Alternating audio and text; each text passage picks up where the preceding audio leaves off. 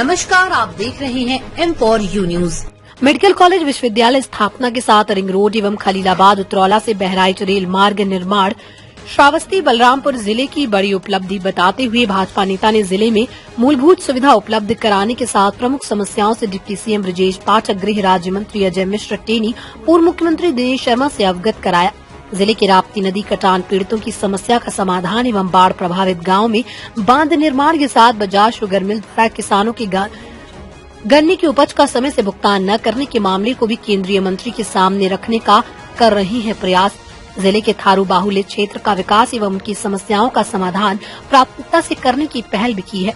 Press वार्ता में भाजपा नेता एवं राज्य सरकार ने जनता से जो वादा किया उसे पूरा किया। सबसे बड़ा मुद्दा श्री राम मंदिर स्थापना के निर्धारित पर कर विपक्षियों को मुद्दा विहीन होने की बात कही। भाजपा नेता प्रकाश मिश्रा ने कहा कि श्रावस्ती लोकसभा में प्रतिनिधित्व करने का अवसर मिला तो जिले के माथे से आकांक्षी जिले का कलंक हटाकर विकसित जिले में शामिल करते हुए तस्वीर बदल देंगे। M4U news channel Devi Patan मंडल प्रभारी हाजिर निसार उस्मानी की रिपोर्ट। सबसे पहले तो आपको मुबारकबाद देना चाहूंगा कि आपने जो है लोकसभा श्रावस्ती के लिए भारतीय जनता पार्टी से दावेदारी की है।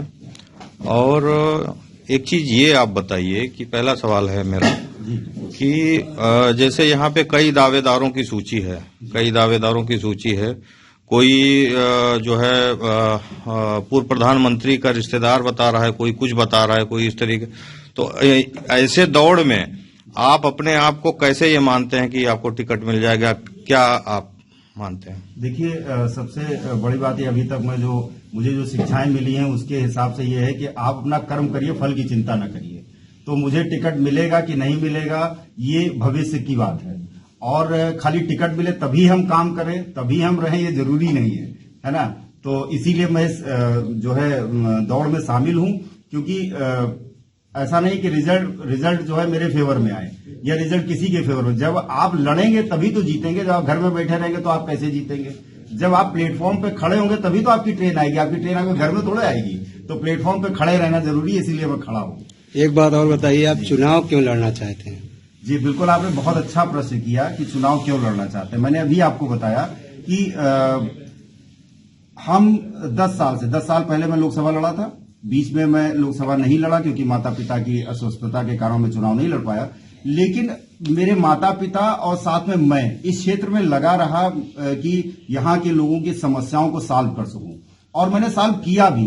लेकिन अब चूंकि वो मीडिया का विषय नहीं था कि मैं समस्या सॉल्व कर रहा हूं तो मैं मीडिया को बुलाऊं कि देखिए हम सॉल्व कर रहे हैं। होता क्या था कि मेरे गांव के जो भी लोग, जैसे किसी की तबीयत खराब हो गई, और मैं उदाहरण दे सकता हूं, कई ऐसे लोग उदाहरण पे हैं जिनको मैं हाथ में गोद में उठा के ले गया हूं, जबकि मेरे उनसे कोई रिश्तेदारी नहीं थी, कोई सरोकार नहीं था।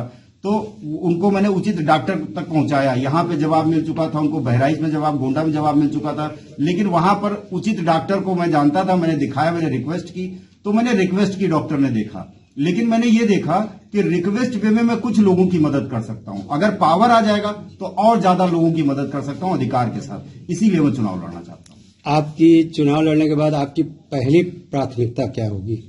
जी, चुनाव लड़ने के बाद तो देखिए, प्राथमिकताएं बहुत से ऐसे कार्य हैं जो प्राथमिकता में ही शामिल है। लेकिन सबसे चीज मैंने बड़ी आपको बताई कि जो अति पिछड़ा जिला हमारा है उसको अति विकसित जिले में कन्वर्ट करा, यह मेरी पहली प्राथमिकता होगी। जैसे ये बताइए कि अभी 10 साल केंद्र में सरकार थी जी, और अभी आपको क्या लग रहा है कि इन 10 सालों में श्रावस्ती लोकसभा क्षेत्र का कौन सा ऐसा चीज बचा रह गया है, कौन सी ऐसी जो है सुविधाएं बाकी रह गई हैं कि जिसके लिए आप प्लान करेंगे?